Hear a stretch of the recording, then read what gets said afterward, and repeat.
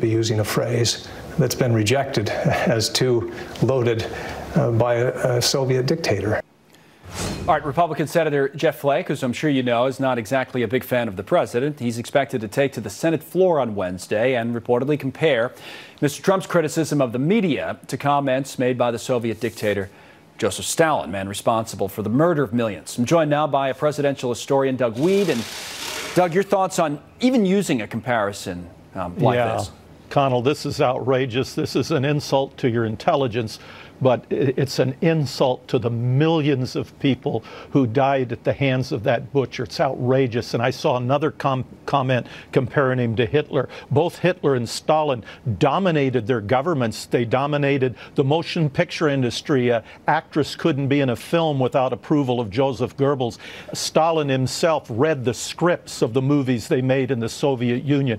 There were no churches in the Soviet Union, but when Martin Niemöller in Nazi Germany preached a sermon they didn't like, they sent him to Buchenwald and they killed him with a lethal injection. So if anybody thinks that Donald Trump controls the media, which Stalin and Hitler did, they're crazy. If they think he controls Hollywood or controls academia like Hitler did and Stalin did, they're crazy. I think there's always been something of a rule of thumb to avoid the Hitler comparisons, and it's probably fair to throw Stalin in with that as well. The reference you may have been making, though, came in a comment on Twitter by another Republican, a former Bush 43 lawyer, comparing the president's comments to those heard in Germany in 1933, the year Hitler was appointed chancellor. It was Richard Painter. We'll put it up since you mentioned it. His tweet saying his kind of rhetoric is the warning sign. There is a short time for the warning to be heeded.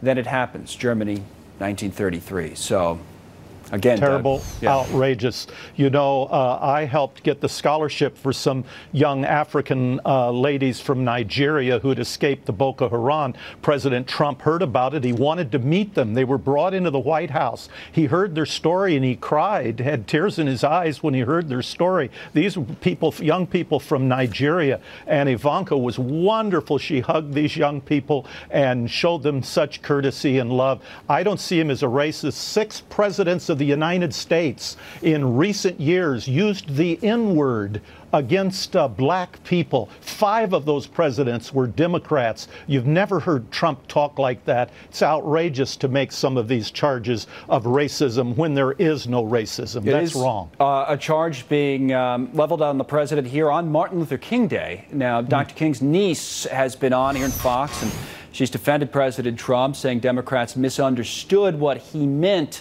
by those comments that we've referenced. Take a quick listen.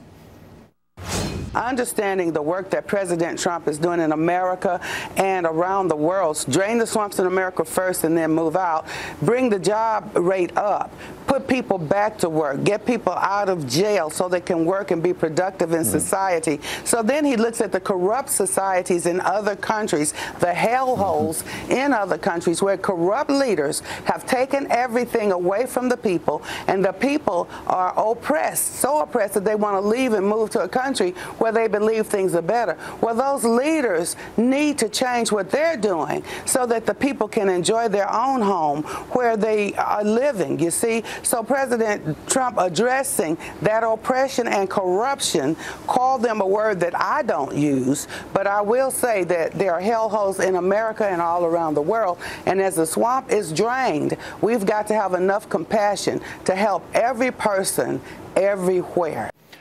We're going to talk more, Doug, in a few minutes about this particular topic, but a quick final thought from you. Yeah, I would say it's not about humanitarianism. This is an issue of power, because in the 1970s, the Vietnamese boat people were trying to come to America, and your viewers can Google Joe Biden and Jerry Brown, and they can see it was Democrats who didn't want them to come. Those poor young people who were born to American soldier fathers and Vietnamese young women were being butchered in Vietnam. But the fear was they'd come to America and they'd vote Republican. This is about power. We don't want immigrants who will vote Democrat, or we don't want immigrants who will vote Republican. It's not about really the issue of who needs to be here and who can be helpful here and who's hurting. Doug Wead, good to see you as always. Thanks, Connell. Tonight. Now on.